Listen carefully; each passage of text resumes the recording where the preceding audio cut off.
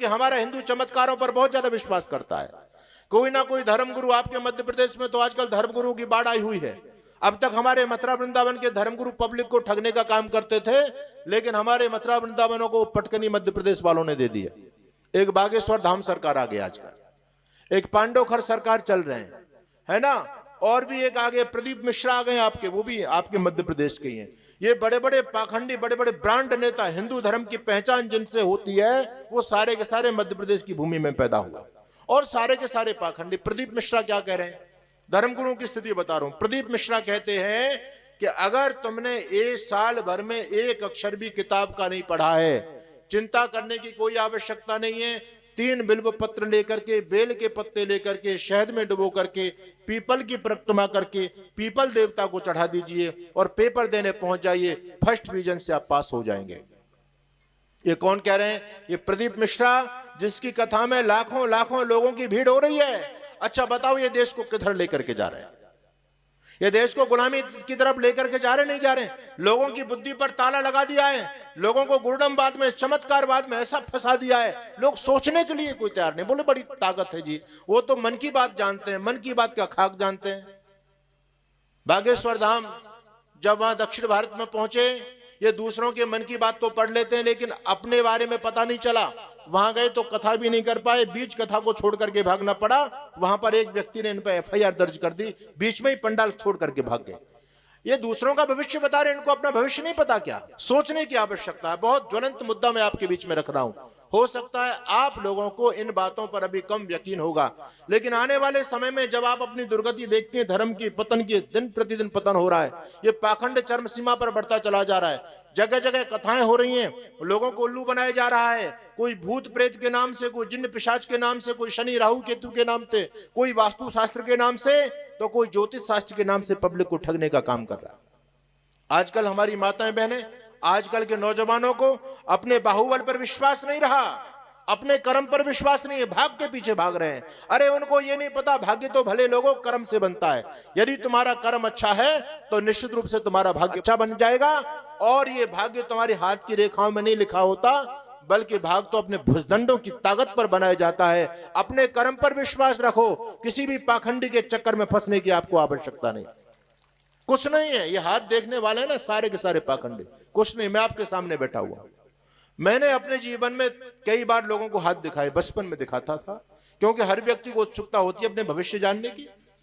आप लोग भी, मैं खूब आपके बात में खूब खंडन करूंगा इस फलित ज्योतिष का, लेकिन कल को कोई आपके गांव में कोई पाखंडी आकर के ये कहने लग जाए कि मैं तुम्हारे सारे भविष्य को देख करके बता सकता हूं, तो वहां पर भीड़ लग जाएगी। यहां तो कुछ भीड़ नहीं, वहां बहुत ज्यादा सारे भीड़ पहुंच जाएगी। मैंने भी ज्योतिषियों को हाथ दिखाए, और जो हाथ देखते थे वो हाथ की रेखाएं तो आज भी मेरी जैसे पहली थी वैसी आज। मुझे 3 बात बताई ज्योतिषियों ने। पहली बात ये बताई, बचपन की बात थी, पहली बात ये बताई कि तुम पढ़ लिख नहीं पाओगे, तुम्हारे हाथ में विद्या की रेखा नहीं है, मूर्ख रहोगे, अनपढ़ रहोगे। पहली बात उनकी झूठ निकली, बिल्कुल फेक। मैंने अपने जीवन में कई विषयों से आचार्य किया और 2 विषयों से MA किया। उनकी पहली बात झूठ निकली, उन्होंने कहा विद्या नहीं पढ़ सकते। मैं देश विदेश में धर्म प्रचार के लिए जाता हूं, बड़े बड़े मंचों पर जाता हूं, अगर मैं मूर्ख होता तो क्या मुनि जी यहां बुलाते आपके बीच में मुझे? कहां गया इनका ज्योतिष? बिल्कुल फेक, झूठी बात है ना, कुछ नहीं जानते ये। दूसरी बात मुझे बताई कि तुम्हारी 2 शादी होंगी, मेरी एक भी नहीं हुई, मैं बाबा जी हूं आपके सामने बैठा हुआ। ये भी बात बिल्कुल फेक। तीसरी बात, मैं 3 बात सत्य बोलता हूं, तीसरी बात उन्होंने बताई कि तुम्हारे हाथ में लक्ष्मी का वास नहीं है, तुम बहुत दरिद्र रहोगे, बहुत निर्धन रहोगे, पता नहीं कैसे जैसे तैसे तुम्हारा गुजारा हो पाएगा। इनकी ये बात भी बिल्कुल झूठ है। वैसे तो हम सन्यासी हैं, अभिमान नहीं करना चाहिए, जो कुछ भी दिया हुआ है भगवान का दिया हुआ है, समाज का दिया हुआ है, लेकिन हम बहुत सारी संस्थाएं चलाते हैं। अभी हम बहुत बड़ा गुरुकुल बना रहे हैं, जिसके प्रथम चरण का उद्घाटन हम फरवरी में करने वाले हैं, जिसमें टारगेट है जिसमें 5000 विद्यार्थी बैठ करके पढ़ सके। इतने बड़े गुरुकुल, गौशालाएं चलती हैं, ये लोगों के समाज के सहयोग से चलती हैं। तो जो 3 बात बताई मेरे जीवन में एक भी बात सत्य घटित नहीं हुई। इसलिए मैं आपको बताना चाहता हूं, इन ढोंगियों के चक्कर में मत आओ। सुबह सुबह अखबार आता है तो सबसे पहले लोग क्या देख रहे हैं आजकल? भविष्य फल, राशि फल देख रहे हैं। मतलब और न्यूज बाद में, सबसे पहले अपना भविष्य फल देख रहे हैं लोग। अच्छा, राशियों के चक्कर में पड़े हुए हैं। अच्छा एक बात बताओ, एक राशि के क्या आपके किशुपुरा के अंदर एक ही व्यक्ति है या एक राशि के अनेक व्यक्ति हैं? बोलो, अनेक होंगे, सीधी सी बात। तो क्या सबके जीवन में एक दिन में एक जैसी घटना घटित होती है?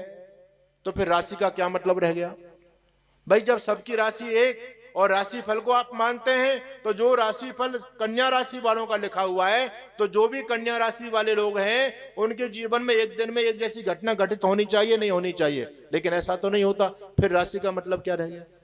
इन राशि के चक्कर में मत पड़ो। हमने तो बहुत सारे कन्या राशि वाले लोगों को बिना विवाह के देखा, बेचारों को कन्या मिली नहीं और है कन्या राशि उनकी। सिंह राशि वालों को कुत्ते खदेड़ रहे हैं। इनमें कोई भरोसा मत रखो, अपने कर्म पर, अपने पुरुषार्थ पर विश्वास करो। इसलिए आर्य समाज आपको जगा रहा है। ये पाखंड देश की अधोगति का कारण बना। ऋषि दयानंद कहते हैं पाखंड देश की अधोगति का कारण बना। आज भी चरम सीमा पर पाखंड बढ़ रहा है। ये देश को पतन की तरफ लेकर के जाएगा। सरकारें इसको बढ़ा रही हैं। एक संगठन केवल ऐसा जो पाखंड को रोकने का काम करता है। चैलेंज के साथ में हम इस बात को कहते हैं, चैलेंज के साथ में। हमारा कोई बिगाड़ करके क्यों नहीं दिखाता? मैंने कल परसों भी आपके बीच में बात कही थी। भूत प्रेत, शनि, राहु, केतु, डाकनी, शाकने, जिन्न, पिशाच, अगर इनमें कोई ताकत है, ये यदि किसी का कुछ बिगाड़ सकते हैं तो पहले सच्चिदानंद का बिगाड़ करके दिखाओ। आपके यहां कोई भूत प्रेत वाला बाबा हो तो उसको चैलेंज, हम 1 लाख रुपए देंगे, हमारे ऊपर कोई भूत छोड़ करके दिखाए, हमारे ऊपर कोई जिन्न छोड़ करके दिखाए। ये ऊपरी नीचली का चक्कर, कोई किसी पर घात छुड़वा रहा है, कोई किसी पर पानी पढ़वा रहा है, कोई डोरे गंडे ताबीज पढ़वा करके लाता है किसी पर विनाश कराने के लिए। इनमें कुछ नहीं है, इन चक्करों में मत पड़ो। ये काले पीले धागे जिनमें आप लोग जकड़े पड़े हो, इनसे मुक्त हो जाओ। ये जो पवित्र रखो, अपने धर्म को बचाओ, अपनी संस्कृति को बचाओ। आजकल ये गंडे की संस्कृति आ गई है। बच्चों के गले में यज्ञ पवित्र नहीं मिलेगा, सबके गले में ताबीज मिलेगा आजकल, गंडा ताबीज। और उस गंडे ताबीज में कुछ नहीं है। जिसको तुम ये मान करके बैठे कि हम ताबीज पढ़वा के ले आए पंडित जी से या मुल्ला जी से, अब हमारे बच्चे के जीवन में कुछ अनिष्ट नहीं होगा। अरे भले लोगों, उस ताबीज में कुछ नहीं, उस ताबीज में 786 लिखा मिलेगा और मुल्ला जी के दाढ़ी के 2 बाल मिलेंगे, इससे ज्यादा कुछ मिलने वाला नहीं। और उनको लटकाए आप घूम रहे हो और ये कहते हो मेरे बच्चे का ताबीज बन गया। अब क्या है? इन ताबीजों में कोई शक्ति नहीं है। ये केवल आपको ठगने के लिए लोगों ने दुकानें खोली हुई है।